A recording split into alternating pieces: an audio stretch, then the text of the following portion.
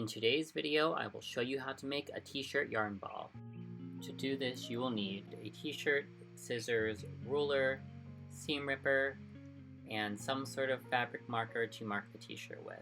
First, we will remove the seams from the bottom of the t-shirt and the arms of the t-shirt. If you don't have a seam ripper, this can always be done with a pair of scissors. My intention is to show you how to make a ball of t-shirt yarn with as little waste as possible. If you want to iron your t-shirt, that's okay, but I just smoothed it out as best as possible. We are going to fold it over, but not the whole way, and this will just help us cut the material in a straight line. If you don't have a fabric marker, you can always use chalk on darker fabric, a pencil, or some sort of washable marker that you can remove if you wash whatever you make. Now I am going to use my ruler and I am just going to mark 1 inch apart. This is an 18-inch ruler, but the goal is to mark until you get to the bottom of the arms. And now I'm going to make a second set of marks, and this is just to help me make a straight line. And then I'm just going to use my ruler to connect the dots. This doesn't need to be perfect because it's just a guide to help you cut. And now we cut all of the lines we made, and you want to go right to the edge of the folded part. Once you've cut all of your lines, what we're going to do now is fold this out and straighten up this fine part that is connected. Now we are going to cut through the middle of this part the whole way up. And once you get to the arm, we are going to cut the underside of the arm the whole way up to the neckline. For the other sleeve, we will cut just this bottom part here, as this is what will connect our yarn later on. You can start on either side, and what you're going to do is you're going to make this first cut, and on the side you make the first cut, you're going to count 2 and make a cut. And continue cutting every 2 until you reach the top. Depending on your t-shirt size, you may or may not have an extra one at the top like I do. On the opposite side, you want to start on your second row up.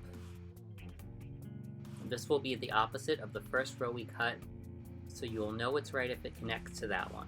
Just like the other row, you will cut up every 2 from the first cut you made. I left the last row until I wrapped everything up, so you will see that shortly. You don't have to wrap right now, but it helps everything from becoming a tangled mess later.